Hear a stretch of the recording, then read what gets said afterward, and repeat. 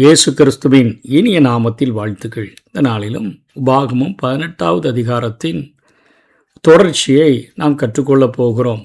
பொய் தீர்க்கரை அடையாளம் காண்கிறதற்கு உண்மையான தீர்க்கதரிசி எப்படி இருப்பாங்க, குறிகாரர்கள் அல்லது பொய் தீர்க்க தரிசனம் சொல்கிறவங்க எப்படி இருப்பாங்க, எப்படி கண்டுகொள்ள முடியும்? இது கடைசி நாட்கள் ஆச்ச. இதில் தெரிந்து கொள்ளப்பட்டவர்களே வஞ்சிக்கப்படக்கூடுமே. ஆகவே ஒரு சில எளிதான குறிப்புகளை நம்ம புரிந்து கொண்டோம் என்று சொன்னால், உண்மையான தீர்க்கதரிசி யார், இந்த கடைசி நாட்களில் குறி சொல்கிறவங்க யார் என்று சொல்லி நாம் புரிந்து கொள்ள முடியும். அதாவது உண்மையான தீர்க்கதரிசி வசன அடிப்படையில் தான் அவங்க எப்போவுமே பேசுவாங்க. குறிகாரர்கள் வசனங்களை எப்பவுமே திரித்து குழப்பமாக பேசுகிறவர்களாக இருப்பார்கள்.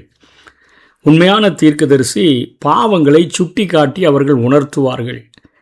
ஏன்னா இந்த உலகத்தில் நம்ம அனுபவிக்கிற பாடுகளை பார்க்கிலும் பாவம் அத்தனை கொடுமையானது. பாவத்தின் சம்பளம் மரணம். அது நரகத்துக்கே கொண்டு போய் நம்மை சேர்த்துவிடும். ஆகவே பாவங்களை சுட்டி காட்டுகிறதுல தீர்க்கதரிசிகள் அத்தனை முனைப்போடு கூட காணப்படுவார்கள். ஆனால் குறிகாரர்கள் பெரும் பாவியாக இருந்தால் கூட பணக்காரர்களை அவர்கள் ஆசீர்வதிக்கிறவர்களாக காணப்படுவார்கள். பாவத்தை குறித்த ஒரு கண்டிப்புணர்வே இருக்காது. அதே போல் உண்மையான தீர்க்கதரிசியின் இடத்துல கண்டிப்பு நிறைந்த பேச்சு இருக்கும். ஆனால் குறிகாரர்கள் மிகவும் கவர்ச்சியாக சொல்லுவாங்க. நல்ல காலம் பிறக்குது அப்படின்னு சொல்லி அந்த ராப்பாட்டாளி போலவே அவர்கள் கவர்ச்சியாக பேசக்கூடியவர்களாக இருப்பார்கள். உண்மையான தீர்க்கதரிசியினுடைய பிரசங்கத்தில் காணிக்கைக்கு ஒரு மிகப்பெரிய முக்கியத்துவமே இருக்காது. ஆனால் இங்கே குறிகாரர்கள் காணிக்கையில் தான் கண்ணாக இருப்பாங்க. கூலி பேசியே அவர்கள் காரியத்தில் ஈடுபடுகிறவர்களாக காணப்படுவார்கள். அதே போல் உண்மையான தீர்க்கதரிசி மிகவும் எளிமையான ஒரு வாழ்க்கையை அவர்கள் மேற்கொள்வார்கள். மிகவும் எளிமையான வாழ்க்கை வாழக்கூடியவர்களாகவும் இருப்பார்கள். ஆனால் குறிகாரர்கள் ஆடம்பர வாழ்க்கை தான் அவங்க விரும்புகிறவர்களாக காணப்படுவார்கள். அதே போல் உண்மையான தீர்க்கதரிசி நடக்க போகிற காரியங்களை உறுதியாக சொல்லுவாங்க. இப்படி தான் நடக்கும், ஆண்டவர் சொல்லி இருக்கிறார் உறுதியாக பேச முடியும்.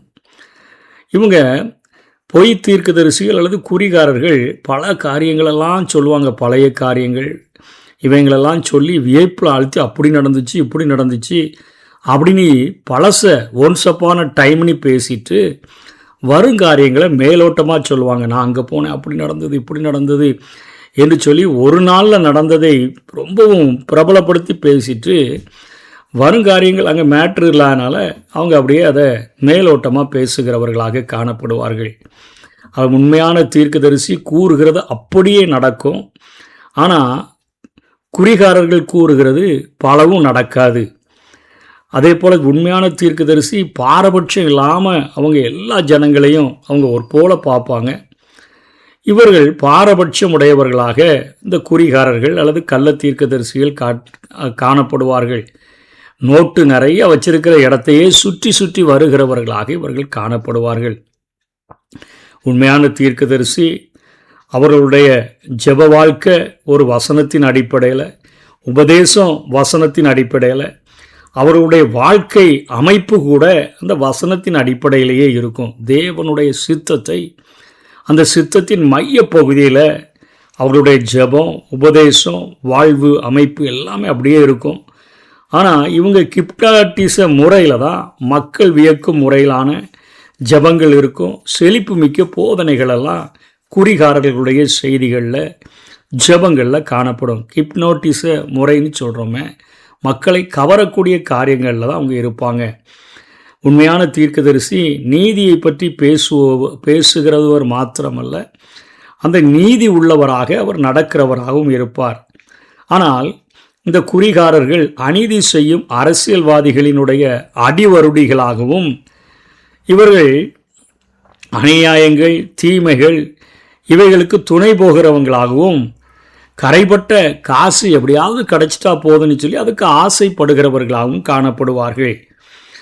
உண்மையான தீர்க்கதரிசி வருங்காரியங்களை பற்றியும் தரிசனங்களை பற்றியும் கூறினால் வசனத்துக்கு ஒத்துருக்கும். அவங்க தரிசனம் வருங்காலத்தில் இப்படி நடக்கும் அப்படி நடக்கும்னா ஏற்கனவே ஆண்டவர் எல்லாவற்றையும் புதிய வானம் புதிய பூமி உண்டாகிற வரையிலும் எல்லாவற்றையும் எழுதி அருமையாக இந்த பைபிளை நமக்கு தந்திருக்கிறார். நமது மொழியிலேயே நாம் கற்றுக்கொள்ளுகிற அளவிற்கு நம்முடைய கரங்களிலே தவழ்கிறது. ஆனால் இவங்க இன்னும் ஏதோ ஒன்று புதுசாக நடக்கிறது போல பேசுகிற காரியங்கள், வருங்காரியங்களை பற்றி ஏதோதோ நடக்கும்னு சொல்லுவாங்க. அங்கே அது இங்கே இதுன்னு சொல்லுவாங்க.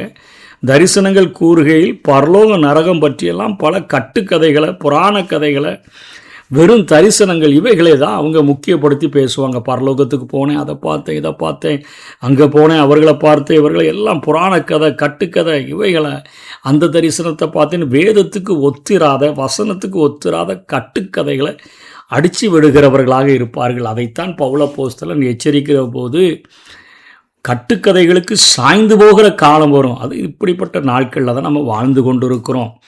அதே போல் சுய மகிமையை தேடாத எந்த ஒரு தீர்க்கதரிசியும் உலக சமுதாயத்தால் அதிகம் பாராட்டப்படுபவனாக அவன் இருக்க மாட்டான்.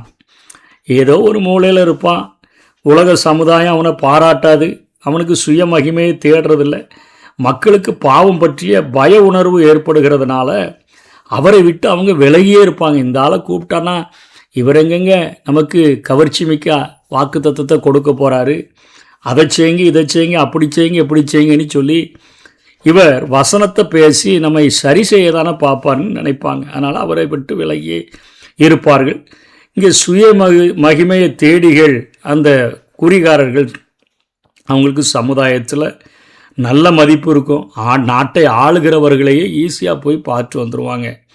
பாவம் செய்வோருக்கு அவர்கள் அருகிலேயே சொகுசான ஆசனம் கிடைப்பதனால அநியாயம் செய்வோரால் மிகவும் விரும்பப்படத்தக்கவங்களாக இருப்பாங்க. எப்படி வந்தாலும் நல்லா செழிப்பாக 4 ஆசீர்வாதத்தை சொல்லிட்டு போவாரியா, அவரை கூப்பிடுங்க அப்படின்னு சொல்லுகிற அளவிற்குத்தான் இவர்கள் காரியங்கள் மற்றவர்களால் விரும்பப்படத்தக்க அளவுக்கு தான் இவங்களுடைய வாழ்க்கை இருக்கும்.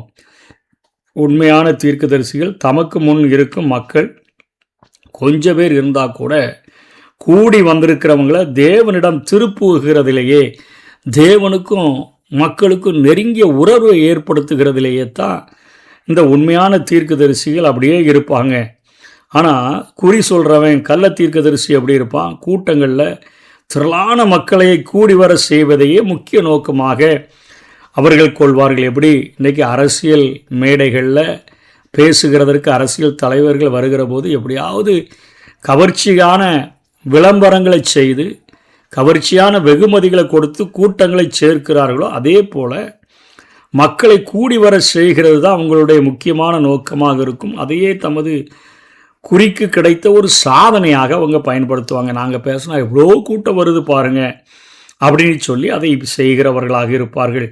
இன்னைக்கு அற்புத வரம் இருக்க வேண்டும் என்கிற அவசியம் தீர்க்கதரிசிகளுக்கு தேவையில்லை. அவங்க ஆண்டவரிடத்தில் ஜனங்களை வழி நடத்தணும், பாவத்தை உணர்த்தணும், கண்டித்து உணர்த்தணும், அவ்வளோதான். இங்கே அற்புதம் செய்யாத குறிகாரர்களை நம்ம பார்க்கவே முடியாது. அற்புதமே அவர்களுக்கு மிகப்பெரிய அடித்தளம். வேதத்தில் இல்லாத பல புதிய வரங்களெல்லாம் நிகழ்த்தி காட்டுகிற அநேகரை நம்ம இன்றைக்கி பார்க்க முடிகிறது. ஆகவே இந்த குறி சொல்லும் பழக்கத்துக்கு இன்றைக்கி சில உண்மையான ஊழியர்கள், ஐயோ நமக்கு மேடை கிடைக்க மாட்டேங்க, நமக்கு கூட்டம் வர மாட்டேங்குத, அதனால் இவங்களை பின்பற்றி இவங்க அளிக்கிற பயிற்சிகளெல்லாம் பெற்றுட்டு நமக்கு இவங்க பின்னாடி போனால் நமக்கும் மேடை கிடைக்குமே, நிறையா கூட்டங்கள் வருமேன்னு சொல்லி கதிகட்டு அலைகிற அநேகரை இந்த நாட்களில் பார்க்க முடிகிறது. அந்த சேற்றில் இவங்க சேர்ந்து விழுந்துட்டாங்கன்னா இவங்க கரையேறுகிறது கஷ்டம்தான். ஆகவே ஆண்டவராகிய இயேசு கிறிஸ்து வருகின்ற பொழுது பொய்யர்களுக்கு வருகின்ற அழிவு இவங்க வெளியே வரலன்னா, உண்மையான ஊழியர்களும் மேடை கிடைக்கணும், அங்கே புகழப்படணும், நிறையா கூட்டத்தில் நான் பிரபலமாகணும்னு சொல்லி விரும்பி அவர்கள் நடத்துகிற அந்த பயிற்சி வகுப்புகளில் கலந்து கொள்கிறது, அவர்களிடத்தில் நல்ல பெயர் எடுக்கிறதுக்கு ரொம்ப நெருக்கமான உறவு வைத்துக்கிறது போல காரியங்களை செய்கிறது. கடைசியில் அந்த சேற்றில் விழுகிறதுனால அவர்களுக்கு கிடைக்கிற நியாய தீர்ப்பு இவர்களுக்கும் கிடைக்கும் என்பதை மறந்துவிடக்கூடாது. ஆகவே தன்னுடைய தள்ளாத வயதில் 120 வயதில் மோசே திரும்பவும் அந்த ஜனங்களுக்கு ஞாபகப்படுத்துகின்ற பொழுது, என்னை போல ஒரு தீர்க்கதரிசியை, கிறிஸ்துவை உங்கள் அவர் எழும்ப பண்ணுவார், அவருடைய வார்த்தைகளுக்கு செவி கொடுங்க, அவருடைய வார்த்தைக்கு செவி கூடாதவன் எவனோ அவன் ஜனத்திலிருந்து அறுப்புண்டு போவான்யா. இப்படி தெளிவான வார்த்தைகளை சொல்லி பொய் தீர்க்கதரிசிகள் எப்படி இருப்பாங்க அப்படிங்கிற காரியத்தை சொல்லி இந்த அதிகாரத்தை முடிக்கிறதை பார்க்கிறோம். ஆகவே நம்முடைய வாழ்க்கையில் கடைசி காலத்தில் வைக்கப்பட்டிருக்கிறோம். மிகவும் மோசமான ஒரு நாட்களில் வைக்கப்பட்டிருக்கிறோம். இன்றைக்கி பசுத்தோலை போத்துக்கிட்டு ஓநாய்கள் எல்லாம் வருகிற ஒரு நாட்களில் இருக்கிறோம். ஆகவே ரொம்பவும் ஜாக்கிரதையாய் வசனத்தை இறுக பிடித்து கொண்டு வசனத்தின் வெளிச்சத்தில் வாழ நம்மை அர்ப்பணிப்போம். கர்த்தர் தாமே நம்மை ஆசீர்வதிப்பாராக. ஆமென்.